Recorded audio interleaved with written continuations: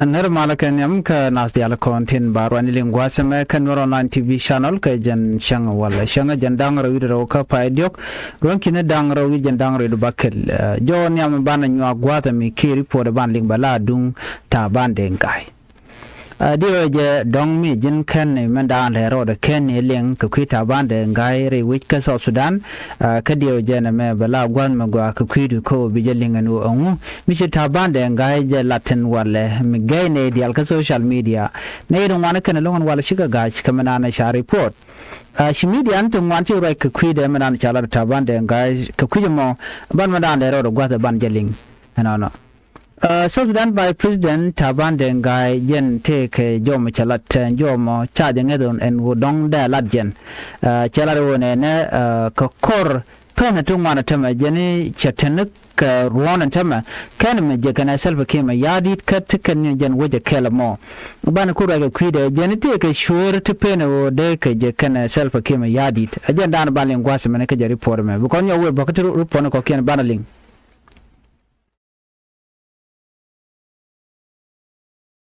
Gwaye taban dengai ke report ana chalat gwase me shaling ane she jo che winan wan she kabelong an wale che by president che laro ne jeni she je kana kwera ne self keme yadit na jeni cannot meet his own president and kwera question ne ko bana kulu ne makare ro kana ma ngume talk re kuma kadien kuma parliament keme yaditen mi ci kwar ci garwa joni mi ci president sab ke mi yadi charwa ke ji kwar mone ni o ba je bu me long why do ba dien mi ci kan je ga jomone okay kai o ci na je ga sab ke mi yadi meteri yaramo ano na me kana konen banan koen gwata mene po de me ke jen rai chalat ke kui president sab ke mi yadi din o ci je kan kware gwaze me take dol mi cha dore wi ke juba chere mi gwas me right now tin ke kwi kore da ni to ka biemnam gwade shineri shub ke kudang raw te wi cha connectin me che kor me che to kam ngani mayom kane ngani jane kel ke de ja speed ya be da na chi nyen ke ngani wore gwade mo ko che te pek mi di mi che tes nyare kur wa chi ke te funeral prayer ke pal de mo mi sa pal re wi ke juba Taban dengai ya issue altino mi issue lo chi taban dengai la vice president taban dengai chaje chol ko jen baba ke kum ka mandana da lat ngai kono ban me siase me shal yetin gaje kan ga jeno ne tin content ga unity state kene to kono nyinga jang are woje mo mishal ko mo abiamnam karu wen administrative area gwazo me chaje cholo ka chero de jeje lo raje kana ya larna wen wune ne ko shunga ka kwike me yadi din gwaz dan rojetin shemme me gaina da sheshu lara ni gwad mo ko chati ka kwi self ke me yadi tana jogo no ne en ko na self ke me yadi jegne ne ka rone tar ni ko lunda jok ki unde state ko no chularo pai dok me ko tamadan we ki unde state pai dok me ba me cha da ko char cha yen we mean that pai ngwan ken ga nyoko je ken self ke me yadi me dan me cha jogo no jin we ki unde state bo ra kana win mi ko ngai kon diale KIIR la je influence and then buwe bine ko ko dak ajene ko lule jog me chi je self KIIR ga jen pai ngwan mo ke pai do pai ngwan ken ka nyoko je ken self ke me yadi chuma tama Shawon ajani shawon ka tungwan but ta jala ko der je kana KIIR mi yadit ka report mi chala ne ajane en ko ne KIIR mi yadit chine je ko president kana de ko ne belle shawo belle ne konti la official en ko ne tie ka KIIR mi yadit kwa kwich medong Michael Makwelwet metegana mo atenwega aten metegana mo bul mel wala nga te diala to wacha be gagraten up to now she can communicate can self came yadit ajane sha communication e cha block she can jek can president KIIR ajane ngani magaina along de by president there can jek na kwere dan ku jelo kwany ko ne en tabande ga jaram dana by president nyande by president ne ko ken waniga Abdul Bagi ne to ka by president we ne ka dakhum char but ken dial ya gagrar gan dial na ko le ku jino nga ma ga garar ba te ga choro no ka chur ka ripon me chalat radio chala do te ka chur te pen ga o de ne je kone president self ke mi yadit ka wal te ga ne re wich ka juba kel chana min go gwasa me ko ngai ko ndiale en tabande nga ram jen ka spela yo no wal mi ba mal kule tan ke 2016 cho tiai ena cho kum kirmi yadi tiai kwanya la vice president ke 2018 che ke jena agreement mo ne ko na tan ke peace agreement ana document char ke ne kirmi yadi de lo jen te ka spele maji so lo mi nda te ke lon ke ne kirmi yadi no ngai ko na kum so dan te ke vice president dang di metaban ram ke redian en point taban de ngai bo jena let ke infrastructure cluster we kasa Sudan agente ka long ka development and key project ne ko lat ke chet ke shari dule ko lat ke wona ka public service di ala to take pinde en taban de ngai the reason ana ku kwala gagrar ka je jen kwala kuje kuna ala shirin tama mu cha ku link to da magwa da nan right nothing so de ko ngaji no ne me chi lalma da ta je long mudit a cha je fe no de ka je kana kir mi yadit ajani chakan kana jako big jikene kir so na me ngode me gay na up to now ke report an chalat gwas me de taban de ngai peno jega mo kana kwerne sa pike yadi kelet kan kele the same government and take it in and when taban de ngai charai katun wan ko kenere dul kana mo no ajani ke jen Christmas e dan me chi Christmas te benchere mi pai wero ajani shawana no dong de ke jekana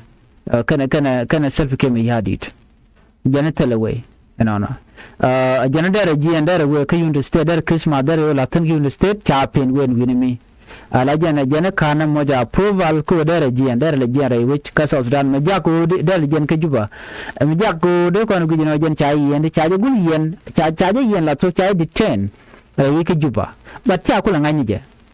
so mugi kona kan kwar ditbo cha ko gul no jen bana diale do biti chagul yena kirm yadi changaran jade jenche me kon ling wala no taram gorgo no bijen kare nyal mu wodo dien mitika power ke tika long so all of them ndial chaga yen rewi ki juba cheje la do no nena kan president self ke yadi kana ala ko de jere which ano dere we kan ni changa Kenya changa Uganda kan chaga law ne tele wi mi choten lo chere ne ka da man charbo man cha yen rewi ke tijen ma yen juba ka tijen.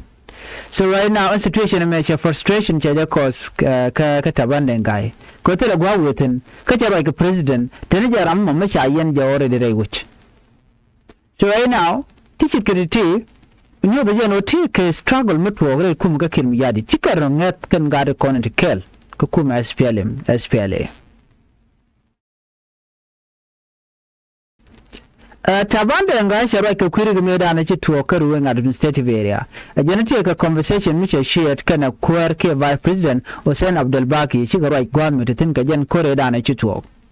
ka ci right ka jan violent ke kore da na ci TUƆK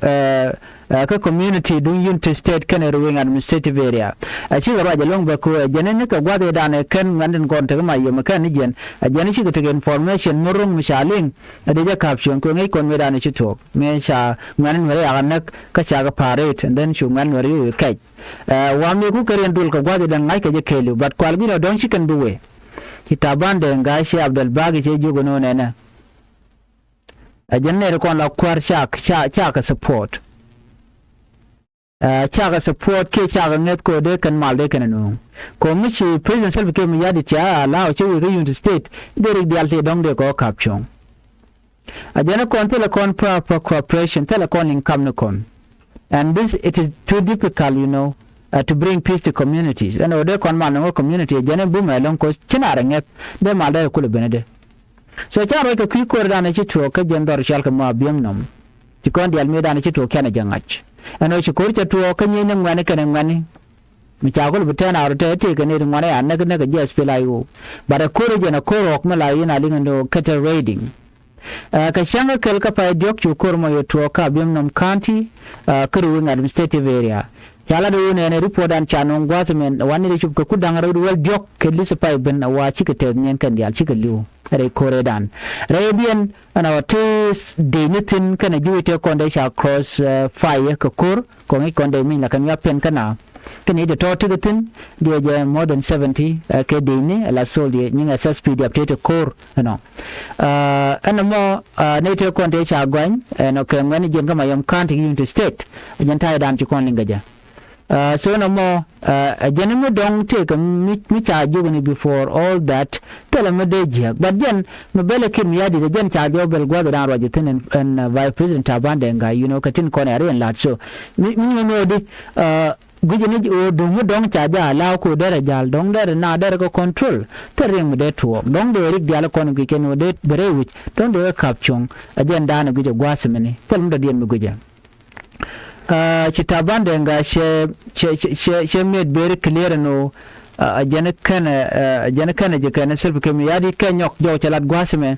ajene kana ren konen nyen kana de konta bim nom la ngwen wer jene mayom ajene me she tribal conflict she kor kam wer kana jang ajene jas ke ngwen tin kon la ok la kana ya kwal shirme la kwala bo jang ajene kana diala content kor so cha je bi jago ina me ya kam dur wer kana jang ne retina kana nyenyi shanga kwiwong ni no na mala titin so mi kore tuok cha je bi tribalize ka jo dan chala de gwasame na mungo de lo kanete mo tichi dwer shelat ko shi kan kore kana capture me dan chane ken chanak so that is what happened so ko ngaje no di vice president abande ngai ramin cha yera wike ju cha di 10 so che jalter gwasu wetin che move ka che selbe kem ya di che kul jale kedi ka witin ken che kul jala ka chi kan jal chenga dr regma chatin kan jala up to now kan mun dol warar no kan mun abro tin me dan wede ka juba ramadan jalter right now men guiro no date ka pal point at self kem ya di even right now right corner and dio je pai chuban wala ka jienda ka South Africa ko je te ka jogon winami te chuban wala ka changa ndangara wede ro ka pai diok ron kin dangro jan dangro de bakel e chubra wike juba dio je bi ko rom tenen winami betin kon dong lat ko en gani linkel ki mum le roda ana bana je linka ka gwasen be bari pono ne man che winat gay taban de ngai chala rami mum cha peno jega kana so na me de goro de nyaga yekel ne de mati ro je langono taban de ngai de kuli kujide you know most people chamanan to let roda which ke juba cha jangech so te kerim go de kon kon nyokami kware kori main ke jagwasme tabande ngare roje me ka ripoda chalat ka ji ai radio no chalat kala do dien ala da mo chala do shi taban chala do te ke sure to pin ke jo dong de ke kana president but remember jena vice president you know me do peno jeka kana kirone why adobedien me de peno de je kana kwera ga jamo kai kon diala no a kwerbo mishit ka kware ko kien we mean that there's something going on there you know shemeda ni kon linga no te ga rwani malat ko rodian no ke keripon kon lalat ke we mean that there are things to don't change a community ke citizen to lat ko rodin ga kum kirmi yadit which is make it very difficult ke kir ko bateria re kwerkade so rena je kan kware nyogo muko ka gagrar ko che goro dong de kwer de mach you know and jo la de je en tabande ngala je ke Saturday you know la de ke Saturday gwade dane rojitin take information me cha share gwade me goro de je nyaga yekel you know adin madale ro de en gwada